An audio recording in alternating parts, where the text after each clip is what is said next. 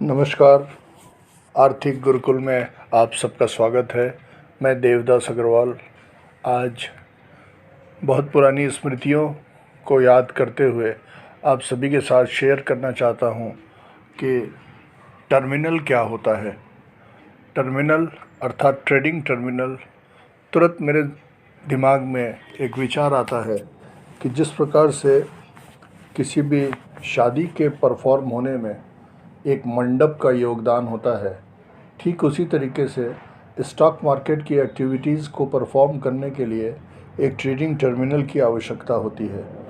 यह trading terminal सामान्य तौर पर ब्रोकर्स के ऑफिस में या उनके ब्रांच ऑफिस में या उनके फ्रेंचाइजीज़ के पास या उनके रिमाइज़र्स या उनसे जुड़े हुए सब ब्रोकर्स के पास में हुआ करता है,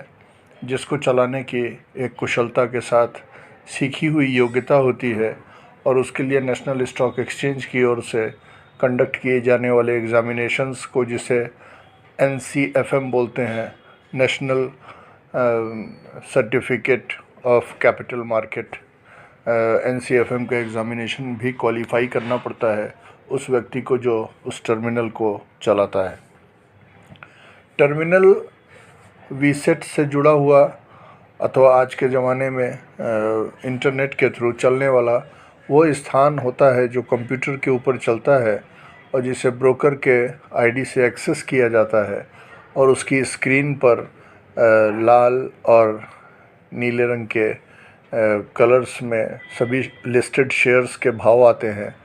और सामान्य तौर पर बहुत से ऐसे लोगों को जो इंट्राडे ट्रेडिंग करते हैं, अर्थात एक दिन में ही कई बार ख़रीदा अथवा बेचा ऐसा सौदा करते हैं, या जो परमानेंट ट्रेडर्स होते हैं, वो हमको या आप में से भी बहुत से लोग ऐसे होंगे जो स्टॉक ब्रोकिंग वाले किसी ब्रोकर के ऑफिस में या उनके फ्रेंचाइजी के ऑफिस में बैठे हुए इस प्रकार से अपनी एक गतिविधि को करते हैं। शेयरों को ख़रीदते हैं, लगातार भाव देखते हैं, उसके घटत बढ़त का फ़ायदा उठाते हैं अथवा नुकसान भी उठाते हैं और उस ट्रेडिंग टर्मिनल के माध्यम से ही स्टॉक मार्केट में, स्टॉक एक्सचेंज में किए जाने वाले किन्हीं भी सौदों को परफॉर्म किया जाता है, चाहे वो ख़रीदी हो अथवा बेची हो। एक छोटा सा एग्जांपल देता हूँ कि सपोज़ करिए कि कोई ए टर्मिनल है, तो वह ए टर्मिनल किसी एक ब्रोकर का अगर है, ऑब्वियसली वो ब्रोकर का ही होगा। तो ए टर्मिनल पर कोई एक व्यक्ति बैठा है और उसने अपने शेयरों को बेचा, तो टर्मिनल का जो ऑपरेटर है वह शेयर्स को सपोज़ करिए कि 100 शेयर बेचा उसने, तो जो इन्वेस्टर है उसके 100 शेयर को वह अपने टर्मिनल पर सेल का ऑर्डर डालते हुए एग्जीक्यूट करता है और जब उसका सौदा किसी बायर से मैच कर जाता है तो उसके बाद उसकी सेल की कंफर्मेशन आ जाती है और जो बेचने वाला व्यक्ति होता है उसके वो 100 शेयर बिके हुए मान लिए जाते हैं, जिसके लिए स्वाभाविक तौर पर उसे अपने 100 शेयरों की डिलीवरी देना होता है स्टॉक एक्सचेंज को। न देने की स्थिति में उसके उन शेयरों पर पेनल्टी होती है, उसके शेयर ऑक्शन होते हैं जिससे उसे और थोड़ा नुकसान होता है। और जब वो शेयर दे देता है तो वही शेयर टर्मिनल के जो नेट रिपोर्ट आती है उसके बेस पर स्टॉक एक्सचेंज को ब्रोकर की तरफ से डिलीवरी प्रोवाइड की जाती है, जो वर्तमान में T+1 के सेटलमेंट के तहत चल रही है। T+1 का अर्थात होता है कि अगर आपने 26 तारीख को कोई सौदा किया तो 27 तारीख के मॉर्निंग में 10 से 12 बजे के बीच में जब स्टॉक एक्सचेंज पे इन करता है, अर्थात उन आपके द्वारा बेचे गए शेयरों को ग्रहण करता है, तो उसको पे इन कहते हैं। तो वो दूसरे दिन T+1 अर्थात ट्रेड +1 26 तारीख का 27 तारीख को स्टॉक एक्सचेंज आपसे ब्रोकर के माध्यम से आपके शेयरों को लेता है और वह उसी दिन शाम को T+1 को ही 10 से 12 बजे के बाद, फिर बाद के 2 घंटों के बाद वह जो व्यक्ति आपने बेचा और किसी व्यक्ति ने कहीं सपोज़ करिए बड़ौदा में बैठे हुए किसी ब्रोकर के किसी क्लाइंट ने टर्मिनल पर वो शेयर ख़रीदा, तो जब आपने अपने शेयर को बेचा और अपनी डिलीवरी स्टॉक एक्सचेंज को दिया तो स्टॉक एक्सचेंज उसी ख़रीद और बेच के सौदों को आपस में निपटान कराती है और निपटान अर्थात उनकी आपस की बैलेंसिंग करती है, बेचने वाले का शेयर लेती है, ख़रीदने वाले को शेयर देती है। अब यहाँ पे इम्पॉर्टेंट बात यह आती है कि बड़ौदा में बैठे हुए किसी इन्वेस्टर ने अगर वही शेयर किसी पॉइंट ऑफ टाइम पर जब ख़रीदा अपने ब्रोकर के टर्मिनल के माध्यम से, तो उसको उसी समय पे इन कराने के लिए अपने ख़रीदे हुए 100 शेयर के जो बराबर के जिस भाव पर उसने ख़रीदा है उसके मूल्य का भुगतान करना होता है, जो वो अपने ब्रोकर को करता है टर्मिनल पे जो उसने ख़रीद की है उसके एवज में, और वह पैसा स्टॉक एक्सचेंज को आता है और वही स्टॉक एक्सचेंज फिर उस फाइनेंशियल क्लियरिंग को निपटाते हुए जो ए टर्मिनल से बिके हुए शेयर होते हैं उस व्यक्ति को या उस ब्रोकर के माध्यम से उस व्यक्ति के अकाउंट में वो पैसे आ जाते हैं। तो टर्मिनल बेसिकली वह माध्यम होता है जहाँ पर बैठ के सौदे किए जाते हैं या सौदे ट्रेड किए जाते हैं। टर्मिनल एक बहुत ही सेंसिटिव चीज़ है जिसमें कि किसी भी ब्रोकर के द्वारा और स्टॉक एक्सचेंज के नियमों के अनुसार किसी इन्वेस्टर के द्वारा दिए गए मार्जिन के पैसों के आधार पर उसकी एक ऑटोमेटिक लिमिट सेट की जाती है और वह अपने उसी मार्जिन के बेस पर अपने लिमिट के भीतर रहते हुए सौदे करता है। किन्हीं कारणों से अगर इसमें कोई वायलेशन होता है तो उसके लिए स्टॉक एक्सचेंज और सेबी की तरफ से पेनल्टी भी लगती है। स्मृतियों में याद आता है कि एक समय ऐसा हुआ करता था जब बड़े बड़े वीसेट लगा करते थे छतों पर, और भारतवर्ष में या स्पेशली मेरी काशी में वो टर्मिनल्स का जो रिसीवर होता था, टर्मिनल जो होता था वो वीसेट के थ्रू चला करता था। वीसेट अर्थात वेरी स्मॉल अपर्चर टर्मिनल, जिसमें कि आप लोगों ने बैंकों के एटीएम में के ऊपर कहीं वो वीसेट लगा हुआ देखा होगा, जिसको कॉमनली बोलचाल की भाषा में छतरी बोलते थे। वो क्रीम कलर या वाइट कलर का एक बड़ा सा डिश टाइप का एक इंस्ट्रूमेंट होता है, इलेक्ट्रॉनिक इंस्ट्रूमेंट, जिसके बीच में अपर्चर टर्मिनल लगा होता है और वही वीसेट के थ्रू कनेक्शन को एक्सेप्ट करता है और नीचे या ऑफिस में लगे हुए कंप्यूटर पर वह स्टॉक एक्सचेंज के, नेशनल स्टॉक एक्सचेंज अथवा बीएसई के जो ट्रेडिंग प्लेटफॉर्म है उसको एक्सेस करने का माध्यम उपलब्ध कराता है। आज से 15-20 साल पहले वीसेट के ही माध्यम से ट्रेडिंग हुआ करती थी, और इस संदर्भ में मुझे अपनी स्मृतियों में याद आ रहा है जो आप सबसे शेयर करना मुझे अच्छा लग रहा है कि साल में 2 बार ऐसी स्थितियां होती थीं जब दोपहर में 11 से 12 बजे के बीच में वीसेट और पृथ्वी के बीच में सूरज आ जाने से, जिसका टेक्निकल टर्म यूज़ किया जाता है सन आउटेज, आता था, जो इस कनेक्टिविटी के लिए एक प्रकार का ग्रहण होता था और 11 से 12 के आसपास अप्रॉक्स लगभग 1 घंटा 50 मिनट 55 मिनट के करीब की ट्रेडिंग बंद कर दी जाती थी, क्योंकि वीसेट की वह क्षमता उस वक़्त अपने टर्मिनल को कनेक्ट करने वाली सूर्य के बीच में आ जाने की वजह से डिस्टर्ब हो जाया करती थी। और उस समय में वह टर्मिनल लगाना एक बहुत ही कॉस्टली अफेयर हुआ करता था। स्मृतियों पर मुझे याद है कि लगभग 15-16 हज़ार रुपये प्रति माह उस वीसेट का किराया होता था उस समय में, आज से 20 साल पहले, जो आज की डेट में बदलते हुए टेक्नोलॉजी के बढ़ते हुए क्रम में इंटरनेट के द्वारा, नेट के द्वारा ही मैक्सिमम जगहों पे टर्मिनल अब चलाए जाने लगे हैं। टर्मिनल को एक्सेस करने के लिए स्टॉक एक्सचेंज की ओर से रजिस्टर्ड आईडी होती है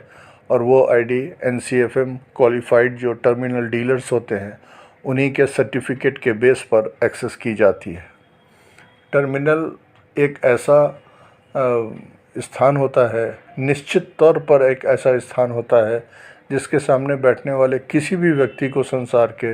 एक गंभीर रूप से टेम्पटेशन होता है। टेम्पटेशन अर्थात उसको एक प्रकार की उत्तेजना आती है जब वो किसी भी शेयर के भाव को देखता है बढ़ते या घटते हुए, जो कि फ्रिक्शन ऑफ सेकंड्स में बढ़ता या घटता है जैसी उस शेयर की लिक्विडिटी होती है। और टर्मिनल का इतना ज़बरदस्त आकर्षण होता है कि कोई भी व्यक्ति जो कुछ भी न जानता हो, अगर वह कभी टर्मिनल के आगे बैठ जाए और वो थोड़ी देर भी अगर बैठ के देखने लगे तो थोड़ी देर बाद ही वो कहना शुरू कर सकता है कि अरे देखो भैया, अब ऐसा लग रहा है कि अगला भाव इसका ये आने वाला है, अरे यह बढ़ने जा रहा है, अरे यह गिरने जा रहा है। ऐसी फीलिंग आना शुरू हो जाती है क्योंकि वो बहुत फैसिनेटिंग वाली दुनिया होती है और किसी को भी बहुत टेम्पटेशन करती है, लेकिन मेरा बहुत स्पष्ट सुझाव है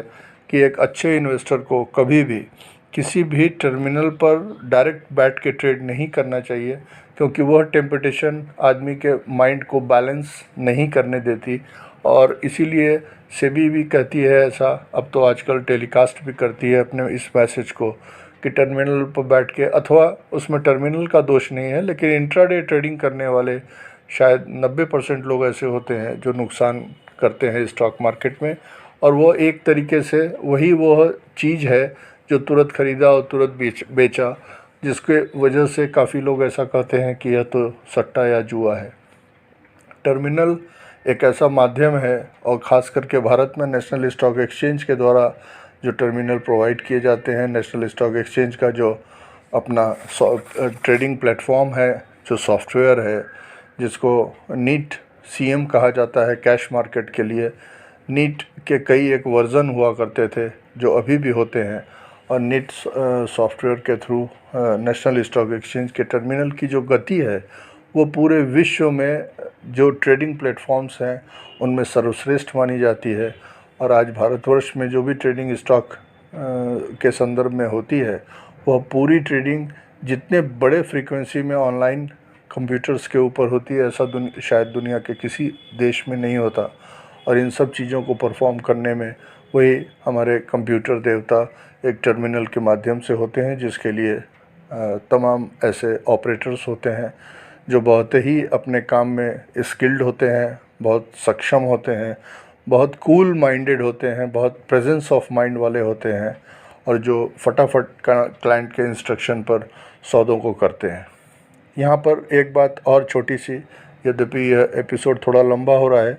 लेकिन स्मृतियों की चीज़ों के साथ साथ में वर्तमान व्यवस्था को भी बताना आप सबको ज़रूरी समझता हूँ। इसलिए मुझे यह बताने में भी अति हर्ष हो रहा है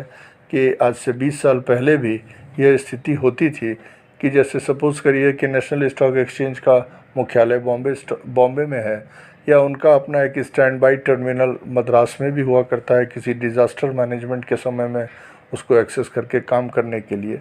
तो बॉम्बे में बैठे हुए जो ब्रोकर्स होते थे उनको बहुत ही माइक्रो सेकेंड्स में कहें या मिली सेकेंड्स में कहें या